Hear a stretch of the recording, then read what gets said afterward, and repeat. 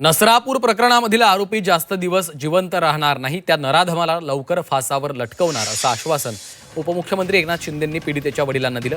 त्यांनी पीडितेच्या वडिलांशी फोनवरून संवाद साधलेला आहे। फार दुर्दैवी वाईट घटना घडलेली आहे आणि आपण एकाच परिवारातले आहोत। मी कालपासून परवापासून एसपी पोलीस या सगळ्यांच्या संपर्कात आहे। त्या जिवंत राहायचा अधिकार नाही आणि झालेली घटना तर अतिशय दुर्दैवी आहे आणि त्याला फासावर लटकवल्याशिवाय आम्ही लोक तरी स्वस्थ बसणार नाही, एवढं फक्त विश्वास तुम्हाला देतो मी।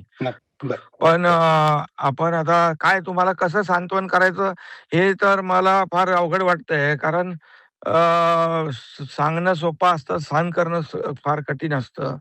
त्यामुळे तुमचा पुढचा गोळा गेलेला आहे आणि अतिशय दुर्दैवी घटना, एकदम माणुसकीला कलंक आहे। आम्ही अगदी अगदी तुमच्या सोबत आहोत, तुमच्या भावना आम्हाला कळतात। तुमच्या एवढा डोंगरा एवढा दुःख जे आहे तुमचं आहे, मोठं दुःख आहे, ते न सहन करण्या पलीकडचं आहे। त्यामुळे सांत्वन करणं कुठल्या भाषेत करणं हे देखील मला अवघड जातंय। पण एवढं विश्वास ठेवा की तो जिवंत राहणार नाही, त्याला फासावर आपण लटकवू। सर, माझं एक म्हणणं होतं, जसं जसं योगी सरकार जसं जे निर्णय घेतात, तसं आपल्या महाराष्ट्रात सुद्धा आपल्या सरकारने असे निर्णय घ्यावेत आणि बरोबर आहे। मोक्ष मिळावा सर। कारण माझ्या मुलीचा मृतदेह मी जे बघितलाय ना सर, त्याची वाईट अवस्था झाली आहे।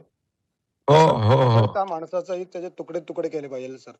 त्याला नाही, खरं आहे, खरं आहे, खरं आहे। 3 महिने, 6 महिने, वर्ष, 2 वर्ष तर असे अजिबात त्याला एवढे दिवस जगताच नाही, एवढा वेळ जाताच कामा नये, एवढा वेळ जाणारच नाही, तुम्हाला सांगतो मी।